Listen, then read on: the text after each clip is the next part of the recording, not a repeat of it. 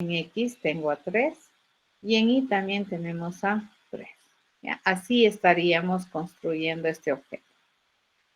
Ok, cuando nosotros hacemos algo así, fíjense, si yo le digo que el cuadrado 2 va a ser el cuadrado 1, entonces básicamente, ¿qué es lo que nosotros tenemos aquí? Lo que nosotros hemos creado es un concepto de aliasing, ¿ya? A esto se llama que C2, fíjense, es un alias ¿de qué? De C1. ¿Esto qué significa? Que tanto C2 y C1 son el mismo objeto, ¿ya? C2 entonces es el mismo objeto que C1, ¿de acuerdo?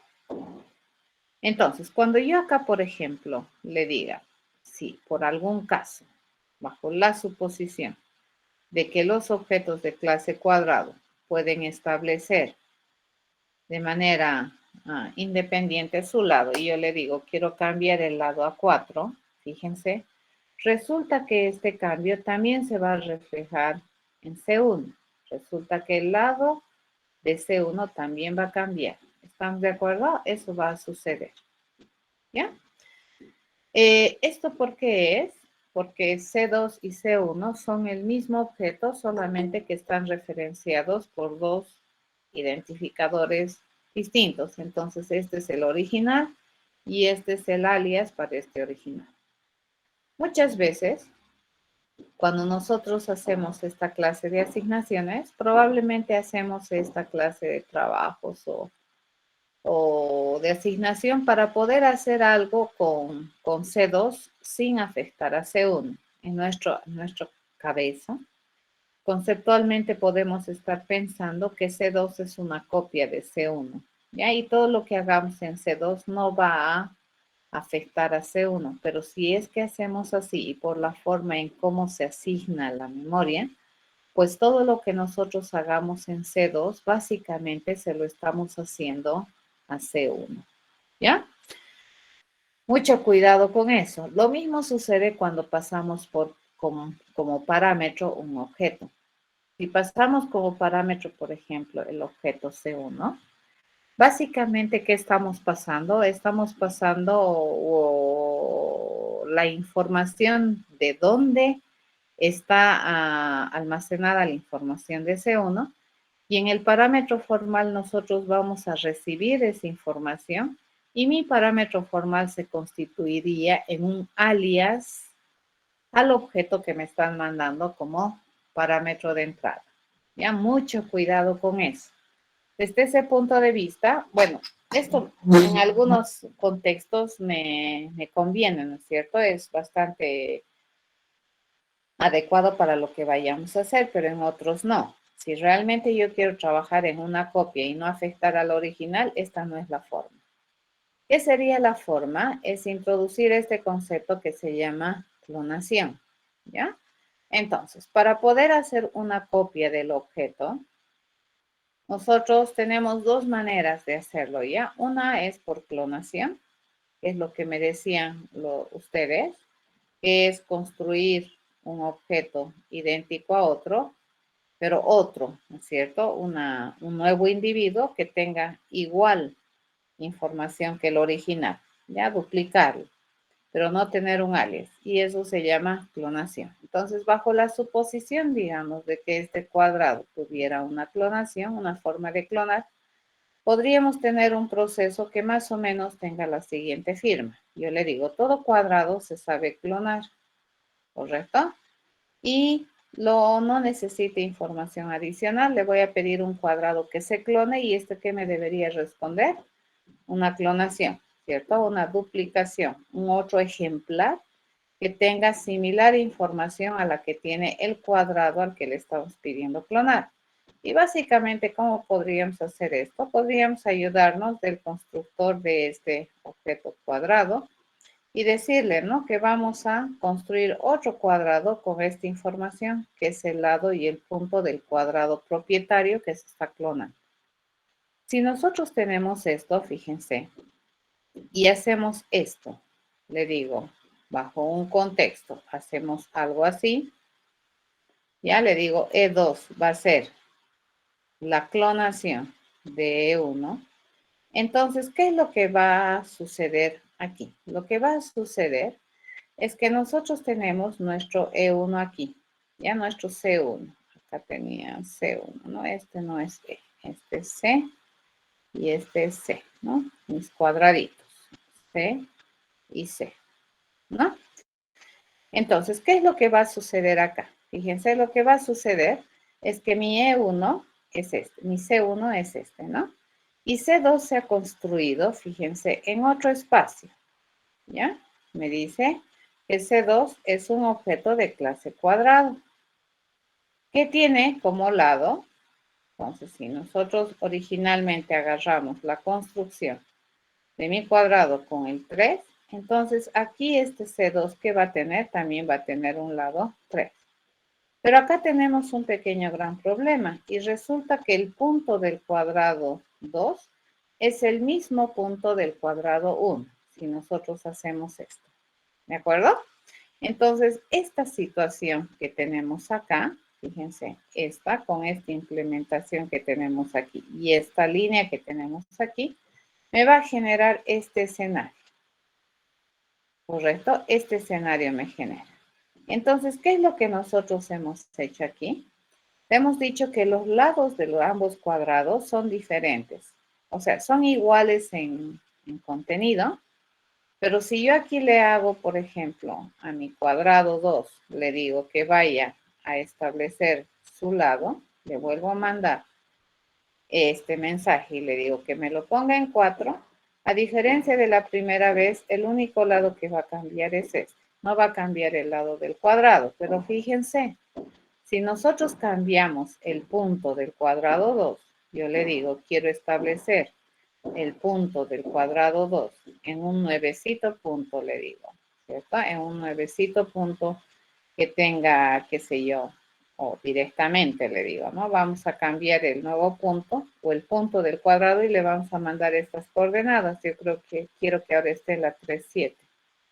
Entonces, básicamente aquí, ¿qué va a ser? 3 aquí y 7 aquí, pero va a cambiar el punto de ambos cuadrados. ¿Por qué razón es esto? Porque, fíjense, mi objeto de clase cuadrado a su vez tiene un atributo que es un dato compuesto, ¿ya? Esta clonación está a medias. Es una clonación de primer nivel, de primera instancia. Entonces va a clonar esto. Pero la clonación va a funcionar solamente para los atributos que son primitivos, pero aquellos atributos que no son primitivos va a tener nuevamente un aliasing. ¿Ya? Entonces el punto del cuadrado 1 y el punto del cuadrado 2 son alias a un mismo objeto. Si yo quisiera hacer realmente una buena clonación de principio a fin, entonces, ¿qué es lo que nosotros tenemos que hacer? Hay un otro concepto que se llama clonación por profundidad, ya deep clonación, ¿ya? Entonces, clonación por profundidad. Y acá tendríamos que cambiarle, fíjense, la implementación de este clonar. Entonces, yo le digo, cuando querramos clonar un cuadrado, ¿esto qué me va a generar? Otro cuadrado, ¿cierto? Pasar. Y podemos hacer lo mismo. Y ahí le digo, vamos a construir un nuevecito objeto de clase cuadrado que va a tener lado como atributo para su lado, pero al punto, por ejemplo, yo le voy a pedir también que se vaya a clonar. No quiero tener un alias al punto del cuadrado propietario, sino quiero tener otro punto, ¿ya? Si hacemos esto y luego le digo que mi cuadrado 2 es igual al cuadrado 1, a la clonación del cuadrado 1, entonces la figura cambia. Fíjense, acá nosotros vamos a tener lo siguiente. Y le digo, bueno, al principio se va a construir, dice, mi cuadrado como una clonación, mi cuadrado 2, fíjense, se va a construir como una clonación de lo que es mi cuadrado 1 en su lado 3, pero resulta que el punto va a ser otro objeto de clase punto, que a su vez es una clonación del punto del cuadrado 1, ¿sí? En X que va a tener 3, en I que va a tener 3 también, ¿no? Porque era una clonación original. Entonces le digo, esto es 3 y este es 3. ¿Correcto? Entonces, esta situación, fíjense, este escenario se va a dar cuando nosotros tenemos una clonación por profundidad. Si tuviéramos esta implementación de acá, fíjense, esta de aquí, entonces cuando yo hago que mi cuadrado 2 sea un clon del cuadrado 1, cuando la clonación es por profundidad, será eso de la línea turquesa. Ahora sí, tenemos una verdadera copia del cuadrado 1 en cuadrado 2. Y cuando yo le digo en cuadrado 2, quiero establecer el lado con 4, y además en el cuadrado 2 quiero establecer el punto de este cuadrado en la posición 5, 6. Entonces, básicamente, ¿qué va a venir a cambiar? Va a venir a cambiar aquí. Y va a venir a cambiar aquí, 5 y 6. No va a afectar esta parte. ¿De acuerdo? A eso se le conoce como clonación en terminología de orientación a objetos. Y usualmente se genera o se hace este tipo de consideraciones cuando nosotros realmente queremos tener una copia del objeto. Hacer esta clase de asignación no me permite tener una copia del objeto. Esto es un aliasing del objeto. En esta situación, fíjense, vamos a jalar de aquí, ¿ya? En esta situación de acá. Si yo le pregunto, será, le digo, ¿no? Que el cuadrado 1 es igual que el cuadrado 2, ¿qué me responderá?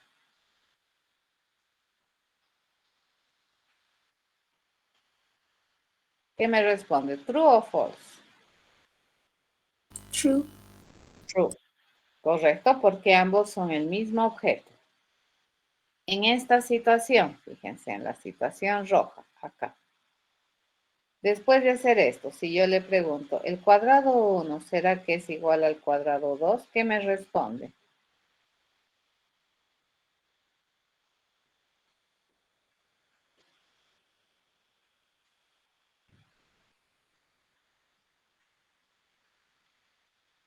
¿Qué me responde ahí?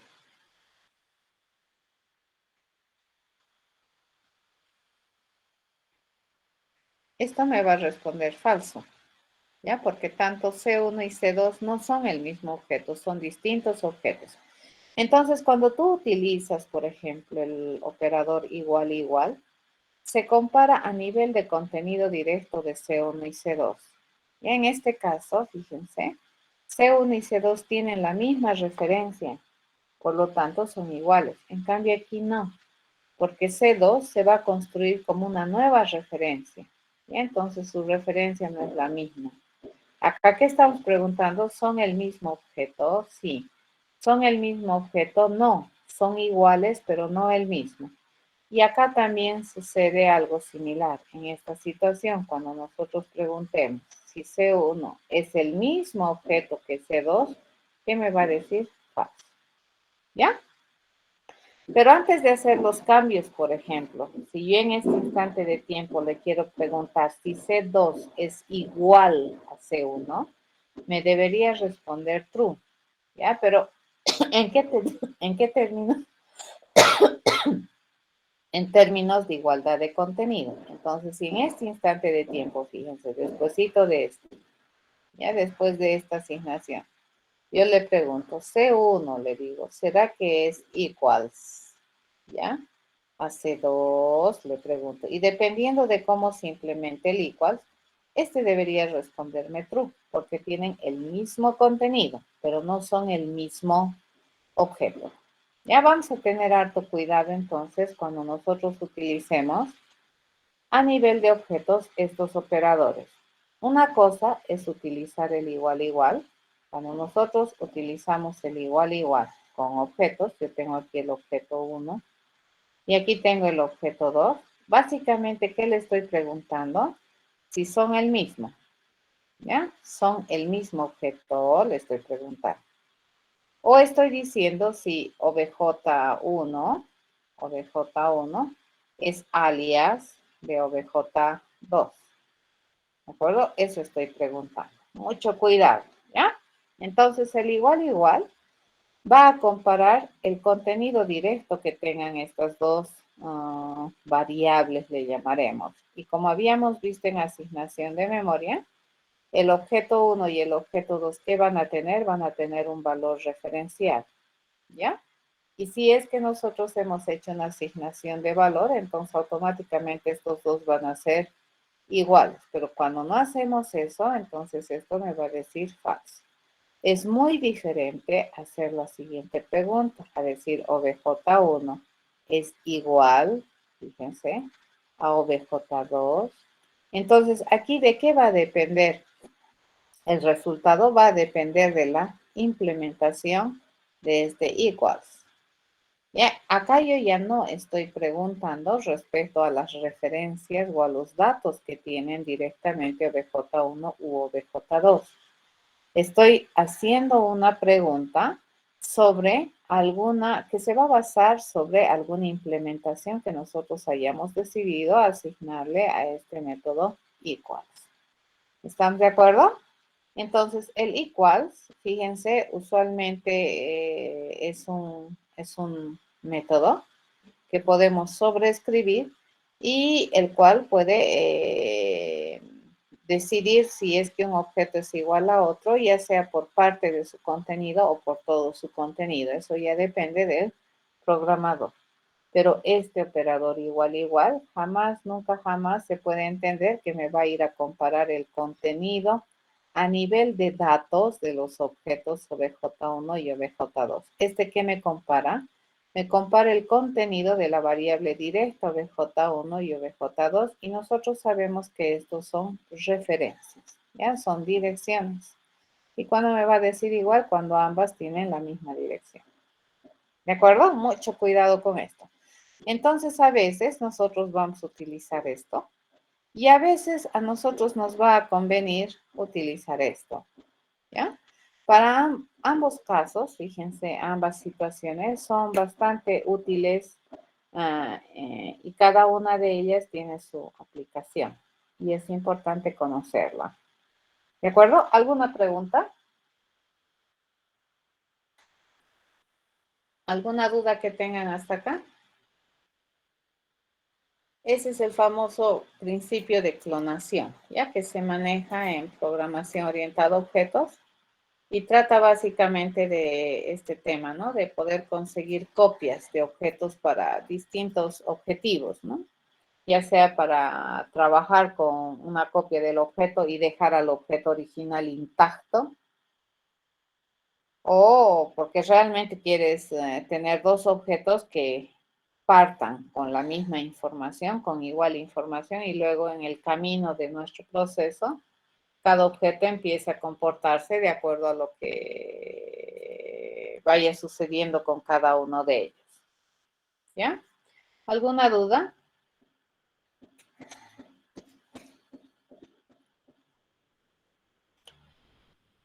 Bueno, creo que nada.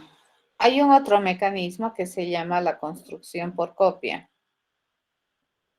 ¿Ya? Entonces, nosotros también podemos, dice, obtener una duplicado, digamos, ¿no? De un objeto haciendo uso de un constructor.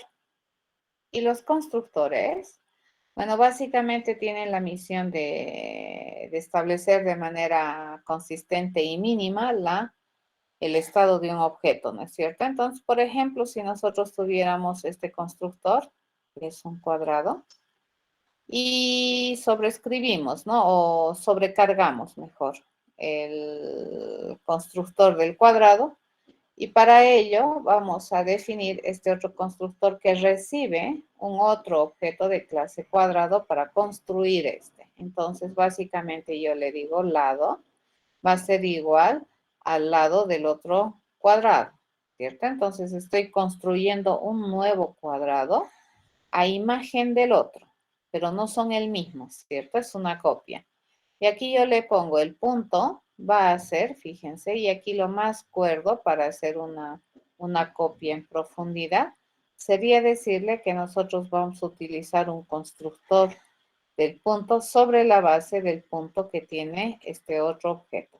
al otro objeto, que es de clase cuadrado, le pedimos su punto. ¿Y qué es lo que vamos a hacer? Vamos a generar una copia.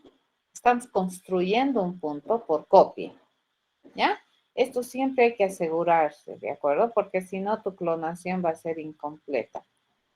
Ahora, depende, ¿no es cierto? Ahora, si te conviene, bajo algún contexto, que tu clonación sea incompleta, pues la manejas. Pero si quisiéramos hacer una copia total del objeto, esta sería la manera de hacer. A estos se llaman constructores por copia, ¿ya?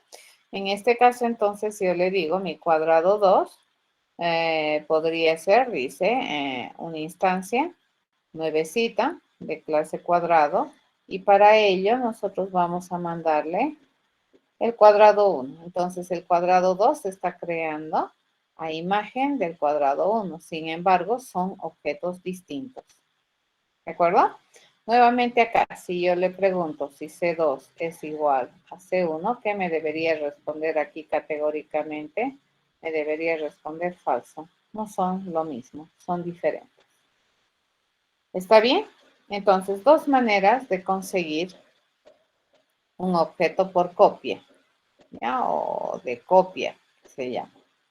Uno sería a través de del concepto de clonación, y tú le pegas, ¿no? Una propiedad a este objeto que quieres clonar, y le das, ¿no? La posibilidad de que te diga que el objeto se sabe clonar y define sus métodos de clonar. La otra es definirlos como objetos clonables, ¿no? Los cuales que tienen como esencia la posibilidad de clonarse. La otra opción de conseguir una copia de objeto es a través de la construcción por copia. Eventualmente, fíjense, esta clase de asignación que nosotros hemos hecho acá, esta no me garantiza, en realidad no es una copia, ¿cierto? Del objeto. Esta que hemos hecho aquí, esa es un aliasing del objeto. Mucho cuidado. Y como les digo, dependiendo, ¿no? Del problema que vayamos a resolver, pues las dos cosas me convienen. A veces me conviene tener alias y a veces me conviene tener copia, ¿ya? Del objeto. Y ambas se pueden manejar. Y deberíamos conocer cómo hacer ambas cosas, ¿no? Y en el caso del aliasing es mucho más sencillo que la copia por la forma en cómo la memoria se asigna, ¿no? El recurso de la memoria se asigna para el manejo de datos que son compuestos, como por ejemplo los objetos. ¿Dudas, jóvenes?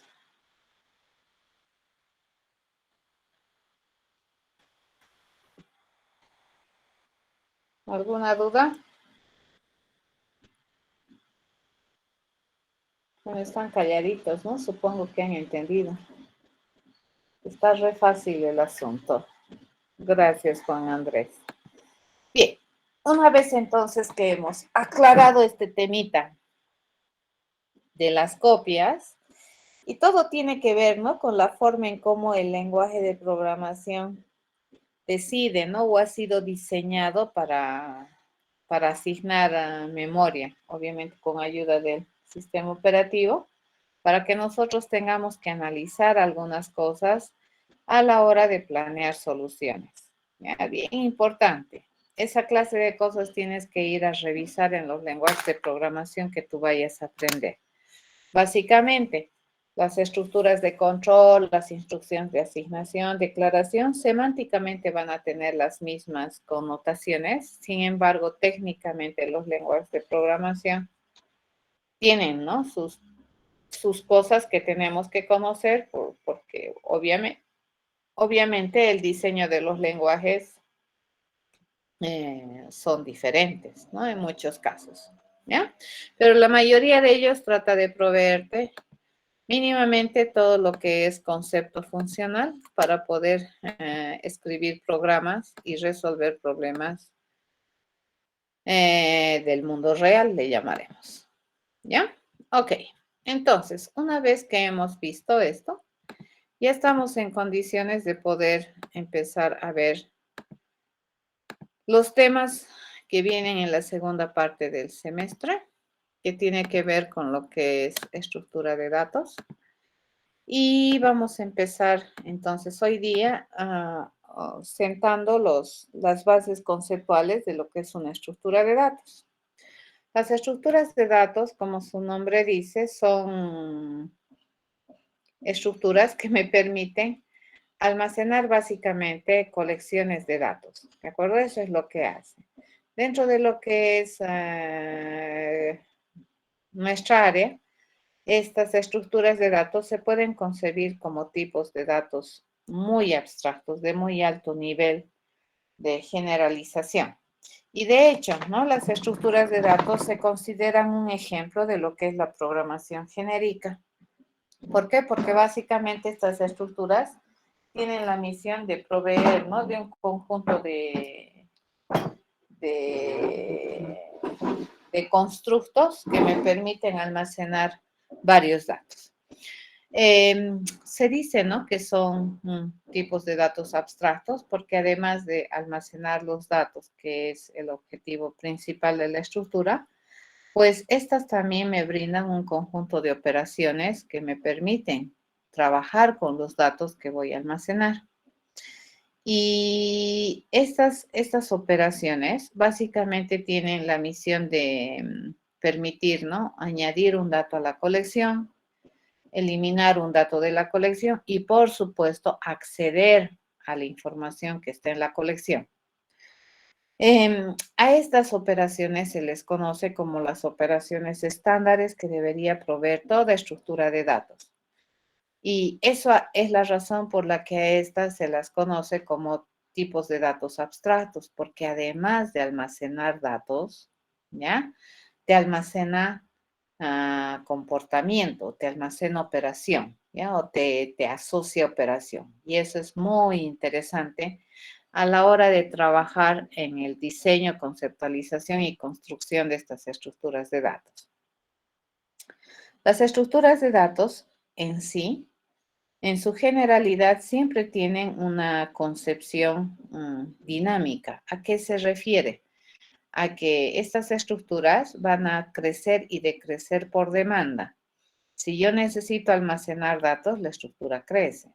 Si yo quiero eliminar datos, la estructura debería decrecer. Ya a eso se llama una concepción dinámica de la estructura. A ver, la diferencia entre lo que es una estructura de datos como la vamos a estudiar en este curso y con lo que es el arreglo, que es un dato también, un tipo de dato que me permite almacenar varios datos, es que los arreglos usualmente, una vez que se define el tamaño, pues no está tan fácil hacerle crecer. Siempre se puede, ¿no ve? Todo se puede hacer, pero no es tan directo. Y encima no es tampoco tan transparente para nosotros como programadores hacer esto. Este es un trabajo que el programador lo tiene que hacer. La estructura de datos, por otro lado, transparenta esta cualidad, ¿no? De la dinamicidad a los usuarios, que en este caso vamos a ser nosotros. Inicialmente, una estructura de datos se crea vacía, ¿de acuerdo? Y a medida que tú vas trabajando con la estructura, la cualidad de esta estructura puede ir cambiando. Es por esa razón que también es interesante que toda estructura de datos pueda responder a esta consulta de saber si es que la estructura está o no vacía, ¿ya? Por lo que se considera, ¿no? Una operación también que debería proveerte la estructura de datos. Las estructuras de datos, dependiendo de cómo almacena los datos o cómo organiza el almacenamiento de los datos, se puede categorizar en uno u otro conjunto, ¿ya? Pero también hay estructuras de datos en los cuales probablemente, si bien es cierto que nos interesa cómo se organiza el almacenamiento de los datos, probablemente aquí estamos más interesados en decidir cómo realmente los datos se van a administrar dentro de la colección. ¿Ya? Vamos a ver ejemplos de esas estructuras de datos y por este criterio también pueden haber una clasificación de estructura de datos. ¿Ya? Pero básicamente, a ver, redondeando, Una estructura de datos es una construcción de software o de programación, que nosotros vamos a diseñar para permitir almacenar una colección de datos de algún tipo, además de brindar un conjunto de operaciones que permitan administrar de manera adecuada, controlada, consistente, toda la colección de datos de la estructura. ¿Ya? Eso viene a ser una estructura de datos. Bien.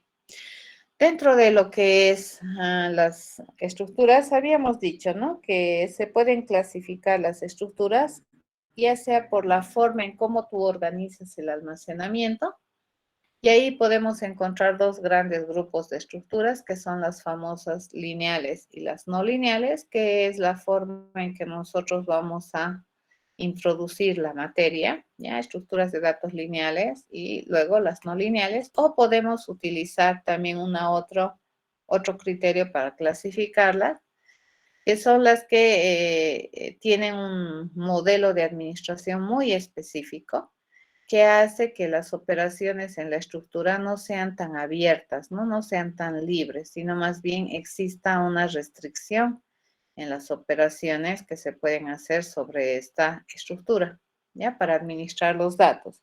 O por otro lado, puede ser que a mí me interesa más almacenar los datos y le voy a brindar todas las operaciones y funcionalidades posibles de administración de esta colección sin tener restricciones, ¿ya? Entonces, ambas cosas son posibles. Y vamos a ir viendo ejemplos de estas estructuras que primero vamos a clasificarlas por la organización y después vamos a identificar si es que por la administración también tienen alguna peculiaridad, ¿ya? Dentro de lo que son las estructuras, vamos a estudiar primero las estructuras de datos lineales. En el curso de elementos de programación y estructura de datos lineal, la misión de esta materia no es solamente utilizar estructuras de datos que te proveen las bibliotecas de los lenguajes de programación. Es importante conocer las bibliotecas, pero más importante es conocer el concepto de las estructuras de datos, tanto en términos de para qué sirve, de su diseño y probablemente para que en el futuro te permitan diseñar tu propia estructura de datos cuando no encuentras ninguna en la biblioteca que satisfaga las necesidades para probablemente planear una alternativa de solución interesante a un problema. Además, como profesionales en el área de computación, ustedes saben que los lenguajes de programación han sido creados también por profesionales en el área de computación. Entonces, ¿quiénes implementan todas las bibliotecas de los lenguajes de programación? Programadores, ¿correcto? ¿Para qué? Para que programadores puedan utilizar esas bibliotecas. Por lo que ustedes deberían estar en toda la capacidad y deberían tener todo el conocimiento necesario para poder en un futuro, si es que así se requiere, poder diseñar sus propias estructuras de datos a medida, ¿ya? O si alguna vez alguien les contrata para hacer un lenguaje de programación, pues deberías tener todas, por lo menos, los conceptos básicos necesarios para poder hacer una implementación de una herramienta o de tecnología que también va a servir a otras personas. No tienen que cerrarse a que su formación solamente permite resolver o realizar programas o software para problemas muy específicos, por ejemplo, para una tienda de zapatos y se lo voy a hacer la contabilidad. No, ustedes tienen que tener el cerebro un poco más abierto y analizar y darte cuenta de que tus posibilidades en tu formación también te van a aperturar más alternativas de aplicar el conocimiento en distintos tipos de desarrollo de software. ¿De acuerdo? Más adelante ustedes van a ver todo lo que es base de datos, por ejemplo, ¿no? Se maneja DBMS, administradores de base de datos, gestores de base de datos y todos esos softwares, por ejemplo, gestores de base de datos, administradores de base de datos, ¿quiénes lo programan? Ustedes, ¿de acuerdo? Su profesión está llamada a también, si en algún momento así lo requiere, a poder implementar esta clase de cosas, ¿no? Más adelante van a empezar a tener conocimientos más en otras áreas como sistemas operativos para darse cuenta qué es lo que hace un sistema operativo, cómo puedes trabajar con ella, para poder trabajar en otras áreas que no sean solamente la implementación de sistemas comerciales. En ese sentido, nuestra materia tiene la misión de analizar, conceptualizar, diseñar, implementar estructuras de datos desde cero, ¿de acuerdo? Haciendo uso, obviamente, del lenguaje de programación, de algún lenguaje de programación, para tener idea de qué es la estructura de datos, por un lado. Por otro lado, ustedes deberían tener la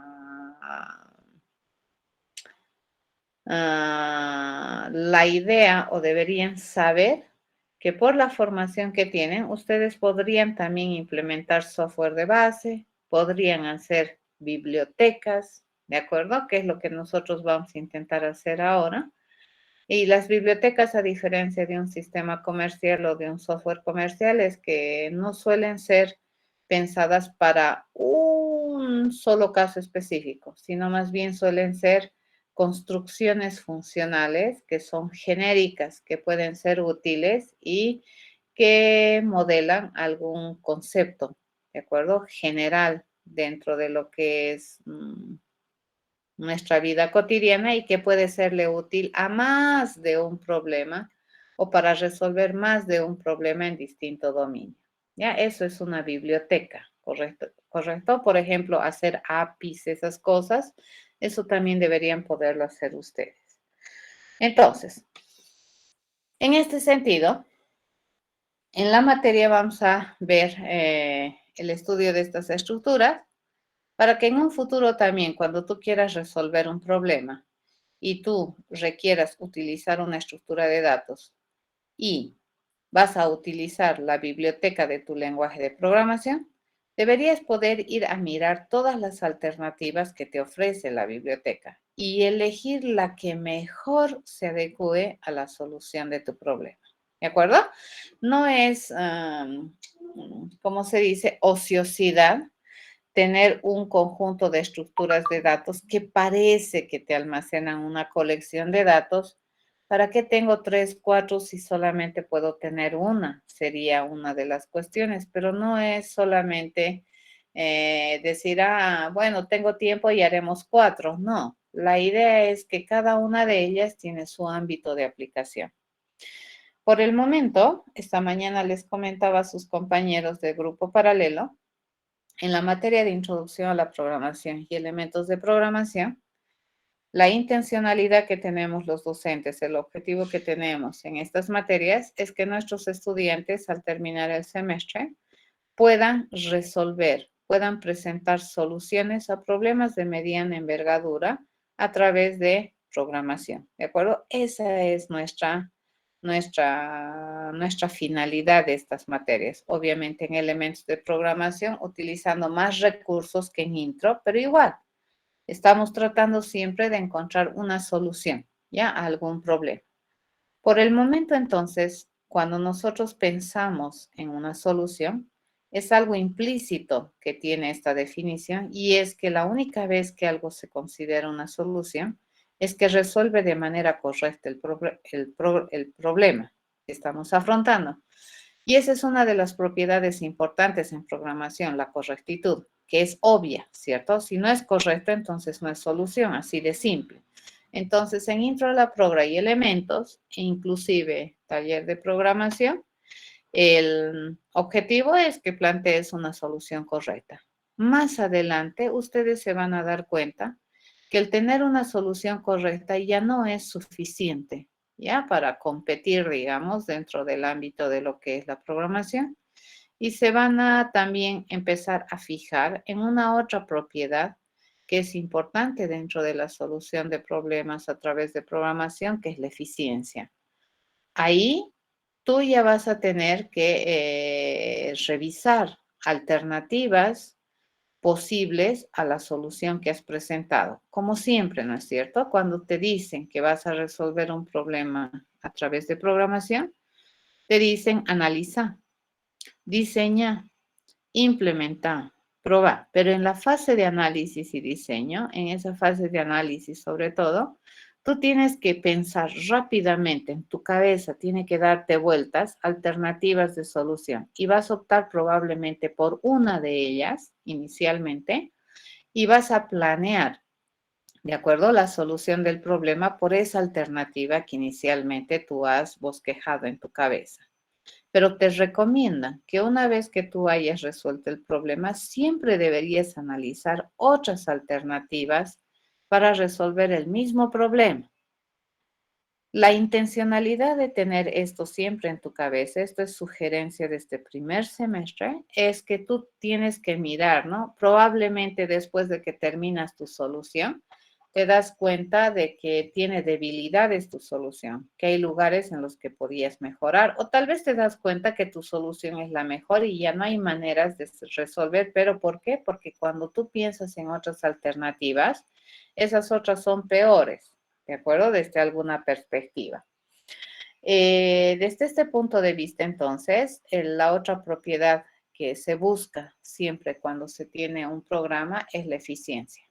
Y de hecho, en Intro a la Progra y en Elementos, los ejercicios que nosotros revisamos, resolvemos, son muy sencillos, ¿de acuerdo? Son problemas sencillísimos que no involucran tener que estar pensando en estrategias de solución más rebuscadas que las que hemos visto.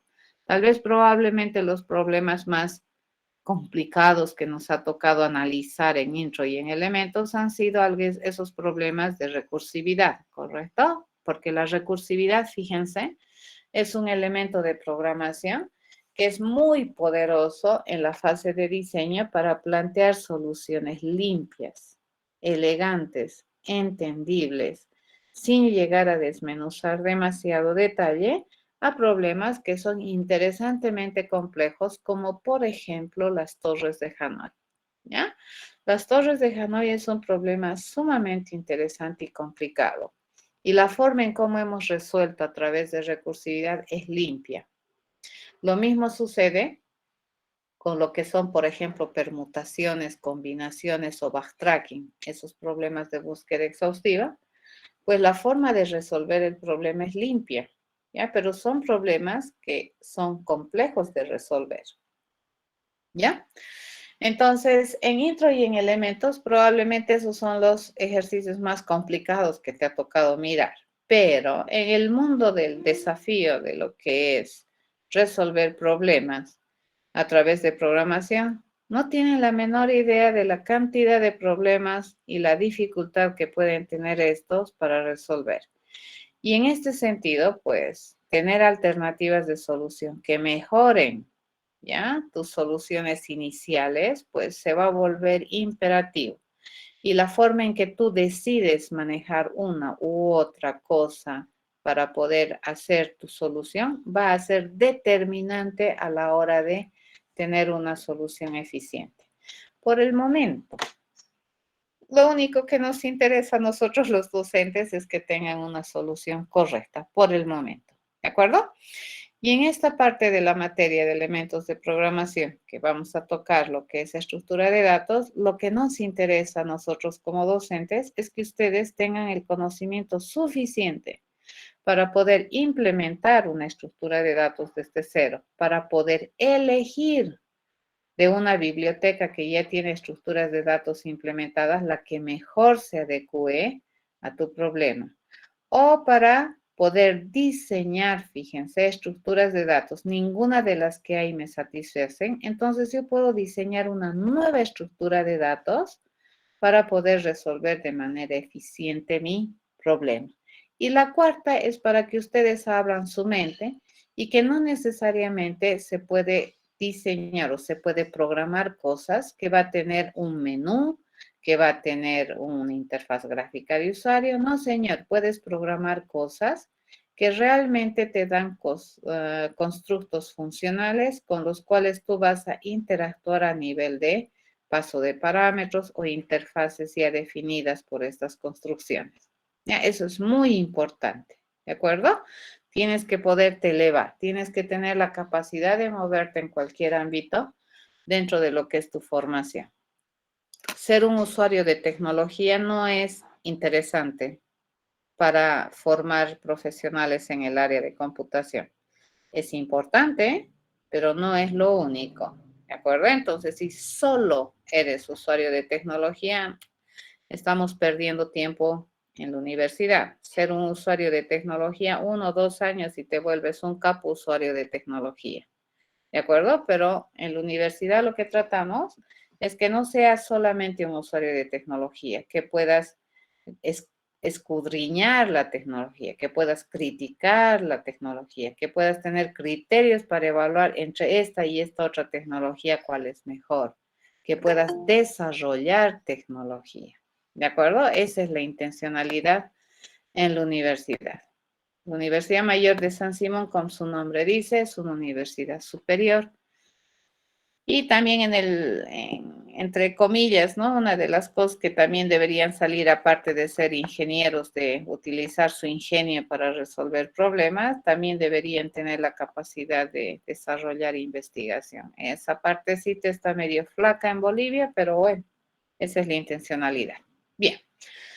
Una vez que les he dado la motivación, entonces empecemos a ver qué sería una estructura de datos lineal. Una estructura de datos lineal, como su nombre dice, y en el imaginario ustedes probablemente pueden construir esto mejor, es aquella que te permite almacenar los datos uno detrás de otro, formando una línea. ¿De acuerdo? Por eso se llama estructura de datos lineal, aquí en tu imaginación, ¿correcto? ¿Qué podemos hacer o cómo podemos explicar esa tu imaginación que tú tienes de tener tus datos enfiladitos, enlistaditos, alineaditos, ¿de acuerdo? Eso se podría hacer con estas 4 premisas que tenemos aquí. Si tenemos un elemento que pertenece a una estructura de datos lineal, vamos a coincidir en que este elemento siempre va a ocupar exactamente una posición. ¿De acuerdo? Siempre. Una posición relativa a los restantes elementos. Si es que una posición pertenece a la estructura de datos, esta posición necesariamente va a tener un elemento o va a estar referenciando posicionalmente a un elemento. Jamás una posición va a existir y el elemento no. ¿De acuerdo? Eso no va a existir en una estructura de datos. ¿Ya? Esto es bien importante y eso le da esa connotación de ser dinámica, ¿no es cierto? De crecer y de crecer por demanda. Eso es un dato muy importante. Por otro lado, para hacer una estructura de datos lineal, si un elemento pertenece a la estructura de datos, entonces después de este elemento, exactamente cuántos elementos de manera inmediata hay, 1, ¿de acuerdo? Y se dice que puede tener a lo sumo un sucesor, puede tener o no, pero si tuviera, ¿cuántos tiene? Exactamente 1. Y lo mismo al otro lado, ¿no? Si un elemento pertenece a la estructura de datos lineal, puede tener a lo sumo un antecesor, puede o no tener, pero si tuviera, exactamente uno. Fíjense, esta es una idea de cómo es una estructura de datos lineal. Están puestos en lineecita, ¿ya? La ubicación de los elementos se empieza a generar sobre en qué momento han ingresado a la estructura y esto le da una pertenencia de posición, ¿no? E1, E2, E3, E4, En, por ejemplo, ¿no? Entonces, el antecesor de E2 en esta estructura vendría a ser E1 y el sucesor de E2 sería E3. En esta estructura particular o en esta colección, fíjense, de datos que están alineados, hay un dato, si es que partimos, ¿no? De acá a la línea y terminamos acá la línea, este dato, por ejemplo, que está en la enésima posición, no tiene sucesor. Y este que está en la primera posición no tiene antecesor. Puede no tener, ¿ya? Eso dice acá. Pero si tuviera, exactamente cuánto tiene, 1, ¿ya? Ese es un principio. Entonces, no importa, ¿no? Si tú dibujas tu línea chueca, digamos así, no importa, tus datos están aquí, tin, tin, tin, tin, así. A eso se refiere una línea, no si trazas cualquier línea en diagonal, chueca, lo que sea, pero no importa, tus datos están ubicados sobre esa línea, se llama una estructura de datos lineal. Dentro de las estructuras de datos lineales más comunes se encuentran estas, ¿ya? Las más esenciales vienen a ser estas tres. Y en la materia vamos a ver estas tres, las esenciales. A estas se llaman estructuras de datos lineales esenciales. Todo profesional en el área de computación debería conocer estas estructuras de datos que son las esenciales y también las más comunes. En la materia nos vamos a basar en las esenciales, que son estas tres, las básicas esenciales, ¿ya? Entonces, cuando te pregunten qué es una lista, tú deberías poder responder con propiedad. Si te preguntan qué es una pila, tú deberías poder responder con propiedad qué es una pila. O sea, no deberías estar, ya, soy informático, soy sistémico y no sé qué es una pila. No, mal, cocacho, eso es cultura general. ¿Estamos de acuerdo? Por eso se llaman esenciales. Vamos a empezar con la primera, que es una lista. Si ustedes analizan un poco todo lo que nosotros hacemos en programación, básicamente representamos, ¿no es cierto?, nuestras realidades cotidianas y las tratamos de resolver a través de instrucciones que están determinadas en un conjunto finito de estructuras de control y asignación, digamos, y sobre la base de eso podemos representar mental o representar alguna estrategia mental de un ser humano. Lo mismo sucede con estas estructuras de datos. Fíjense, la lista, desde el punto de vista de estructura de datos, es una representación de lo que nosotros comúnmente conocemos como una lista en nuestra vida cotidiana. En la vida cotidiana, ¿qué es una lista? Una lista es un conjunto de información, ¿cierto? Al cual le podemos añadir más información, le podemos quitar la información, podemos mirar toda la lista, podemos mirar parte de la lista, un elemento de la lista, cosas así, ¿cierto? Entonces, eso es lo que nosotros solemos hacer normalmente en nuestra vida cotidiana, independientemente de si eres programador o no programador. Si tú le dices, a ver, quiero que me levantes una lista de los objetos que hay en tu dormitorio, entonces vas a agarrar un papelito y vas a empezar a listar, ¿de acuerdo? Entonces, esa vivencia que tienes en el mundo real, eso es lo que vamos a tratar de modelar como una estructura de datos. La capacidad que nosotros como seres humanos tenemos de aglomerar un conjunto de información bajo un esquema de listado y que no tiene ninguna otra restricción más que solamente tener ese conjunto de cosas que probablemente están tipificadas de una naturaleza, ¿no es cierto? Me dicen todos los objetos de tu cuarto, y entonces objetos de cuarto es mi lista y empezamos a enumerar, ¿cierto? 1, 2, 3, 4, 5, así. Ahora, si tú quieres eliminar el cuarto, entonces ya no hay el cuarto, entonces el ex quinto pasa a ser el cuarto, ¿correcto? No debería haber 30 y uno menos, debería haber 29, cosas así, ¿ya? Entonces, esa forma de manejar esa información la vamos a transformar en una estructura de datos denominada lista. Las listas, por esencia, son estructuras de datos lineales, ya es son no restringidas en operación. ¿Qué significa? Que todas las operaciones o versiones de inserción en la lista nosotros podríamos tener. Por ejemplo, si yo estoy haciendo mi levantamiento de los objetos y al final, ¿no es cierto? Y luego decido, este objeto lo voy a poner al principio de mi lista y debería dejarme, ¿correcto? Poner ahí al medio de la lista y debería ponerla, ¿ya?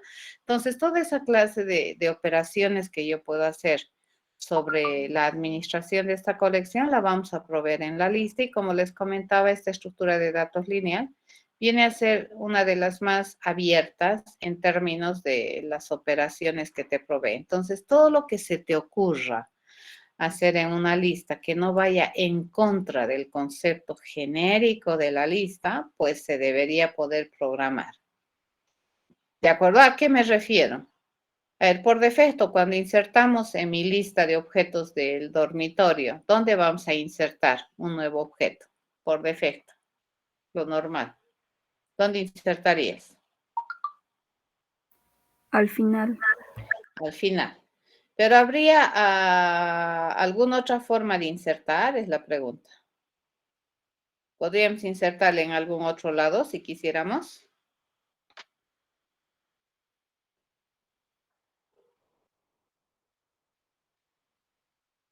Sí, ¿verdad? Porque no hay ninguna restricción, pero lo más común es insertarlo al final. Y si quisiéramos eliminar, ¿eliminamos de cualquier lado o de un lado específico?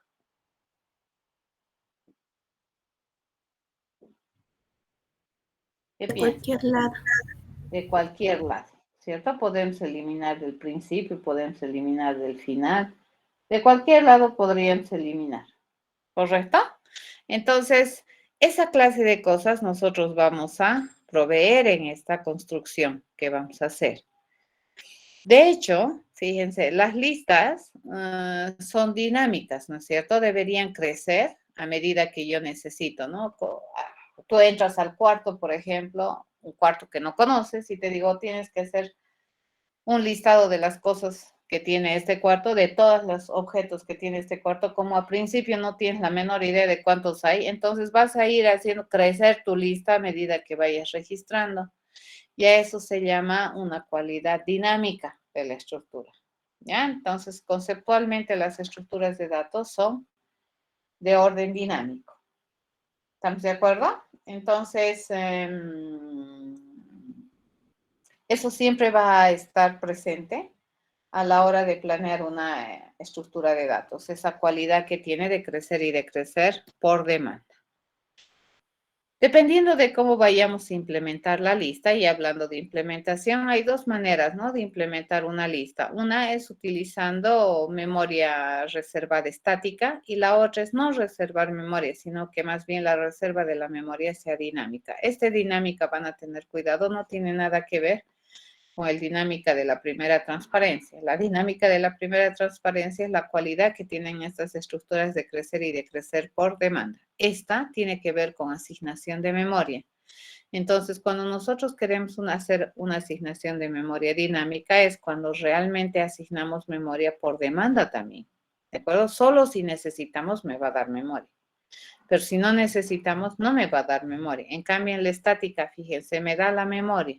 ¿Ya? Por ejemplo, cuando tenemos un arreglo y yo le digo que mi arreglo va a tener 10 posiciones, entonces me da 10 espacios de memoria, los use o no los use. ¿De acuerdo? En cambio, cuando hacemos asignación, hay otra facción, ¿no?, de implementar una lista, es que realmente solamente reservemos y usemos espacio de memoria cuando lo necesitemos. Y debido a que mi estructura de datos es, que se llama, es dinámica, crece y decrece por demanda, pues aparentemente una manera muy interesante de implementar estas estructuras vendría a ser también con el uso de asignación de memoria dinámica. ¿Ya?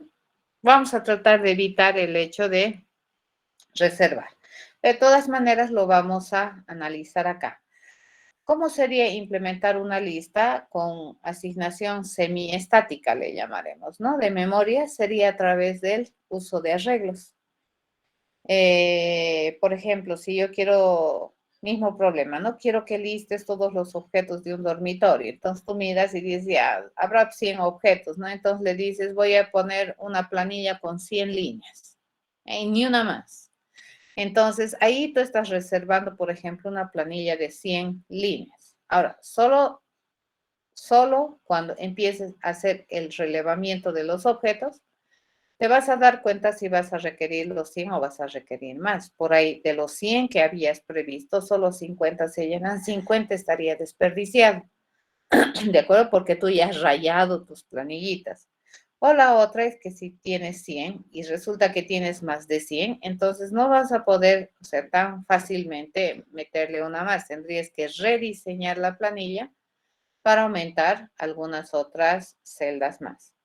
Así sería una lista basada en arreglos. Ya una vez que tú determinas el espacio previsible de cosas que va a almacenar esta lista, entonces ese tamaño no se mueve. Y lo que sucede internamente en la computadora es que ese espacio se reserva aunque no lo vayas a utilizar, ¿ya?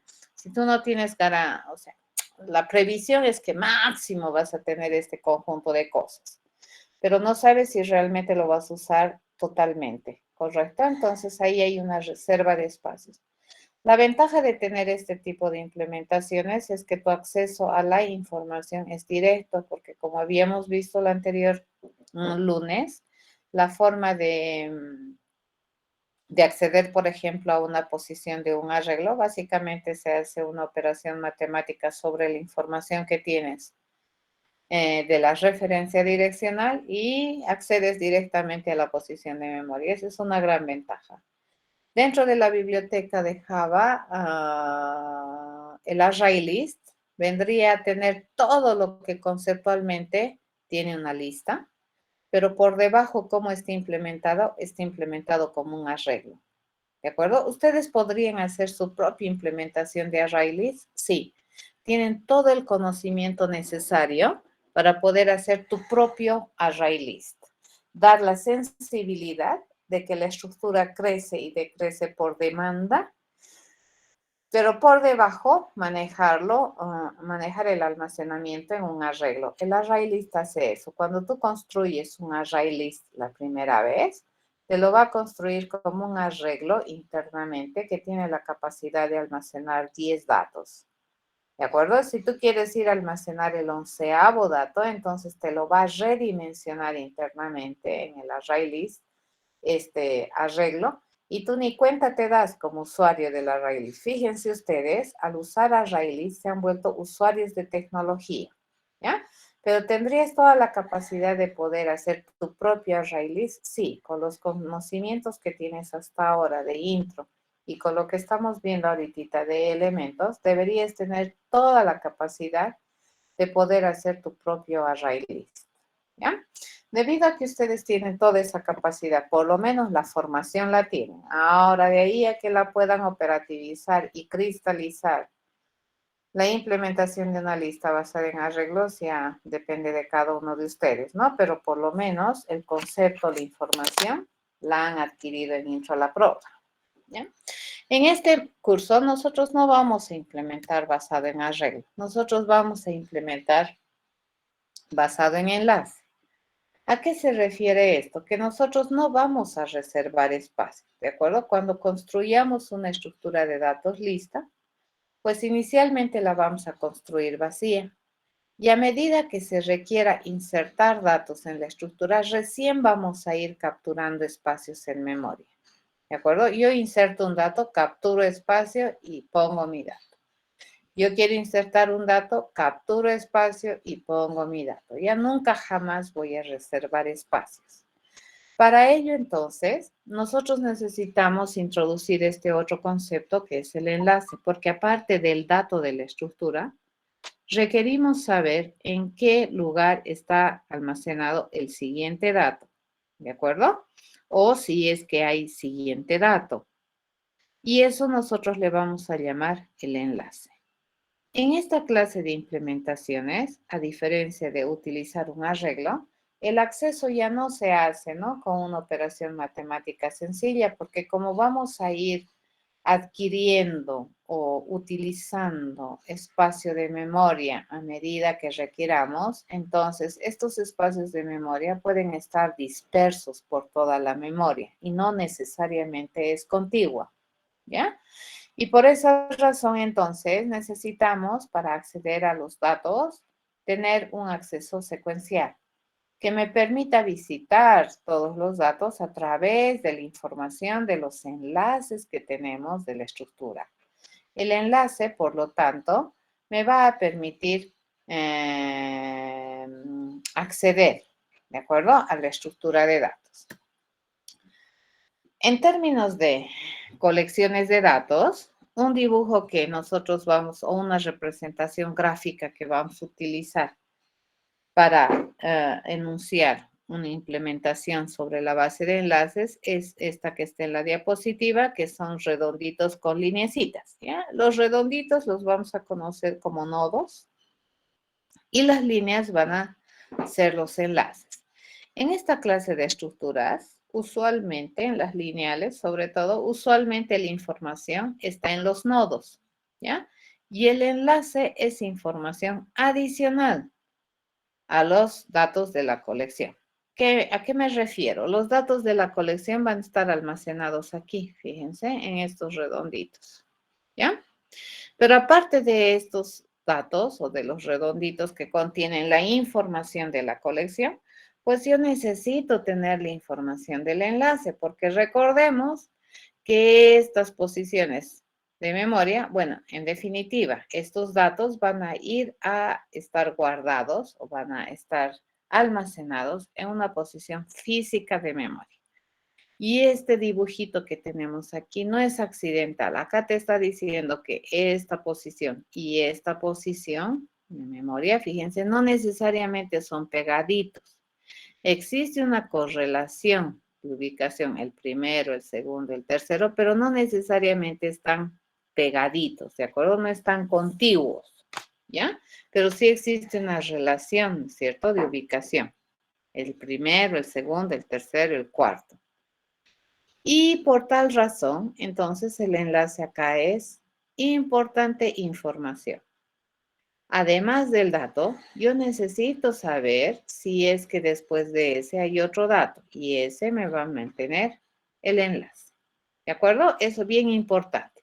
En cambio, los arreglos, ¿cómo solemos graficarlos? Solemos agarrar un rectángulo y lo dividimos, ¿no es cierto?, en tantas celdas. Entonces, cada celda es seguidita de otra. Y eso, fíjense, esa representación gráfica que tenemos de entendimiento de un arreglo tampoco es accidental.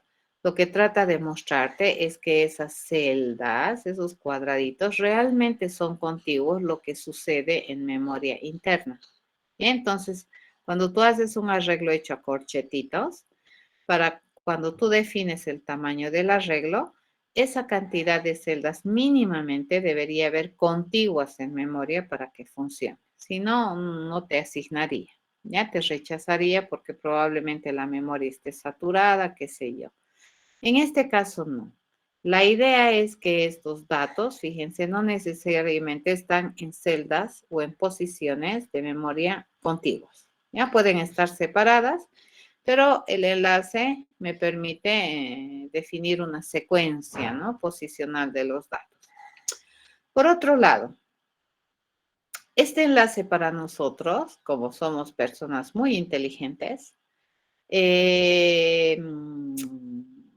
el dibujito para mí es muy sencillo decir, ¿no es cierto? ¿Quién es el sucesor de este nodo? Es este, ¿correcto? ¿Y por qué me he dado cuenta que el sucesor de este nodo es este? Porque hemos utilizado este enlace, ¿ya?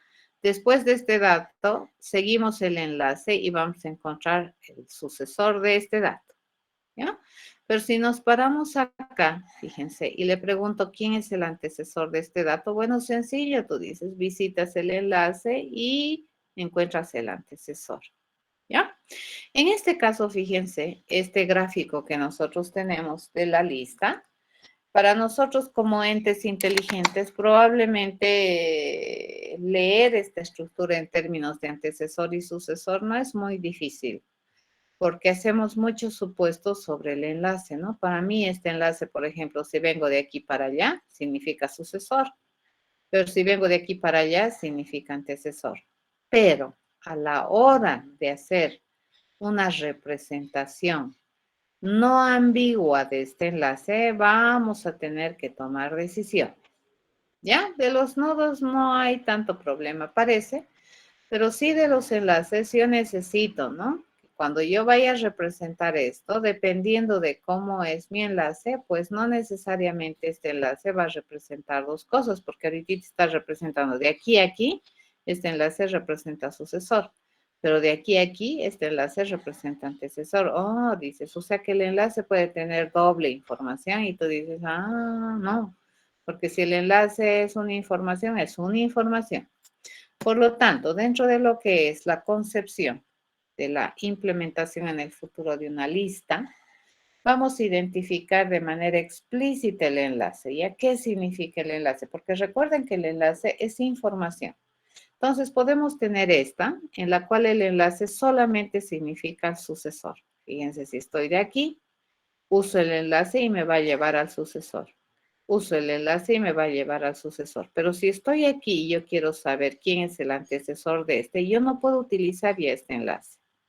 ¿De acuerdo? Es más, desde aquí yo no puedo llegar al antecesor de este dato.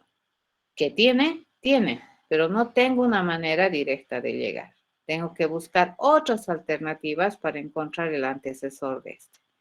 En esta otra facción, fíjense, yo le estoy dando la posibilidad de que yo, estando en un dato, pueda llegar al sucesor de este dato utilizando este enlace.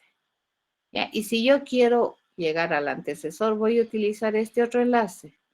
Entonces, fíjense, este dibujito que para mí se leía adelante y atrás, pues no es tan verdad que es una sola línea. ¿Cuántos enlaces yo necesito? Además del dato almacenar, necesito almacenar el enlace hacia el sucesor y el enlace hacia el antecesor, que van a ser dos diferentes. A esta se le llama una lista de doble enlace.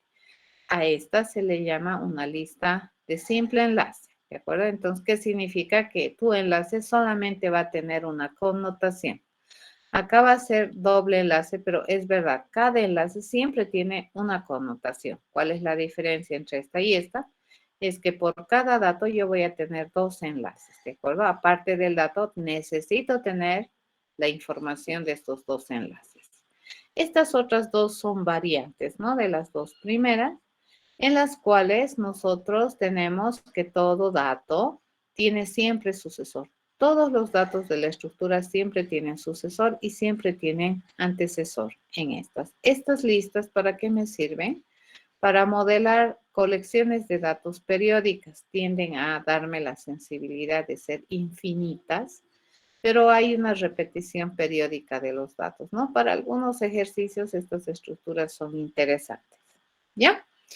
Y estas solamente son de una pasada. Fíjense, los últimos datos no tienen sucesor y el primer dato no tiene antecesor.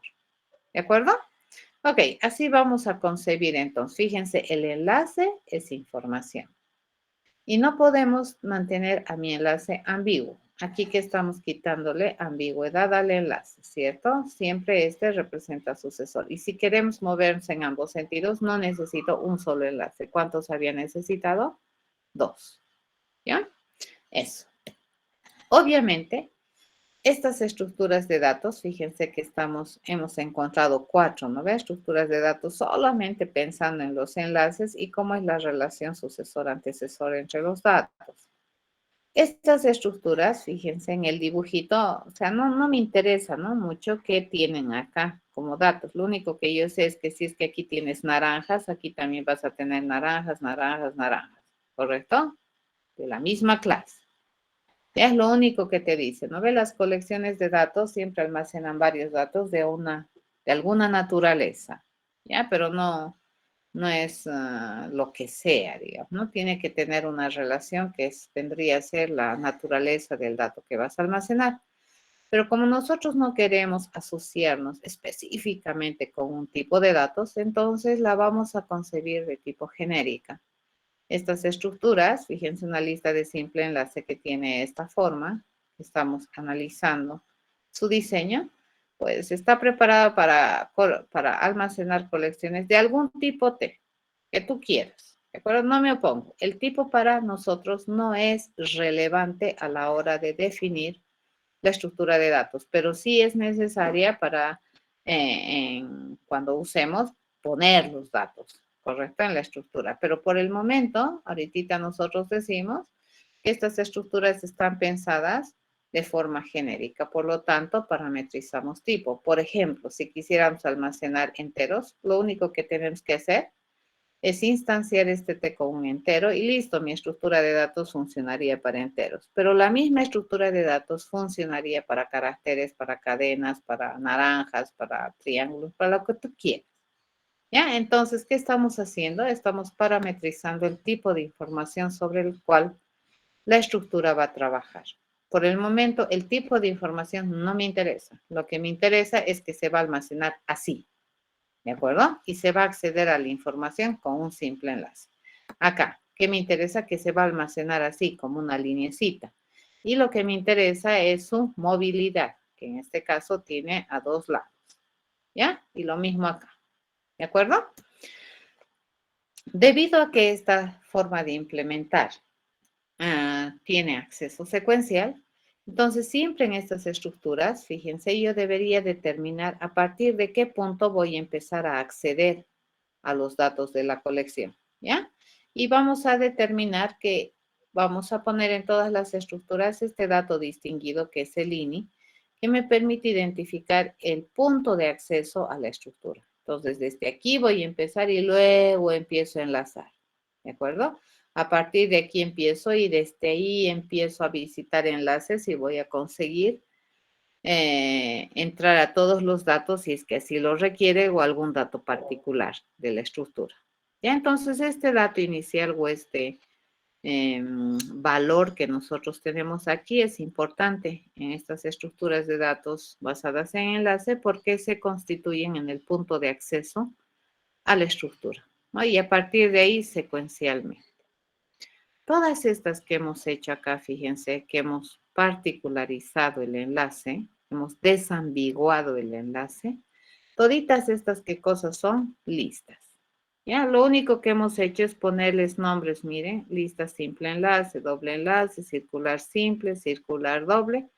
Les hemos sufijado estas abreviaciones por la cualidad que tienen sus enlaces y la cantidad de los enlaces que tiene y la cualidad que tiene su relación sucesor-antecesor. ¿De acuerdo? Pero todas ellas, ¿qué cosas son?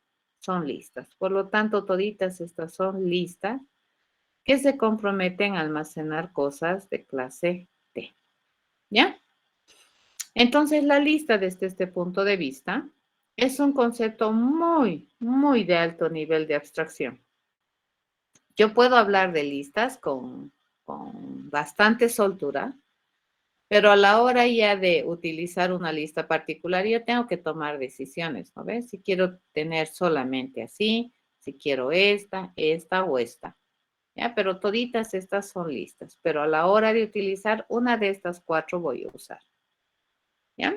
Y como nosotros sabemos, toda lista, sin excepciones, debe brindar operaciones estándares para administrar los datos de la colección, que debería permitirme insertar, eliminar, acceder y algunas otras operaciones que nosotros consideremos que debería proveer toda lista, ¿ya?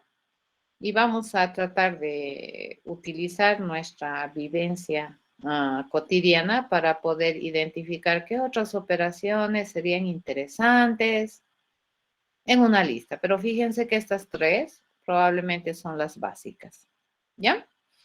A ver, el día lunes vamos a empezar ya a implementar, así que con sus máquinas a mano vamos a empezar ya a diseñar, implementar. Y de las cuatro que ustedes están viendo, yo voy a implementar esta, ya la lista de simple enlace, y de estas otras tres elijan una que quieren que yo implemente. ¿De acuerdo? Y las otras dos van a ser tarea para ustedes. ¿Alguna pregunta? Quedaremos acá. ¿Alguna pregunta?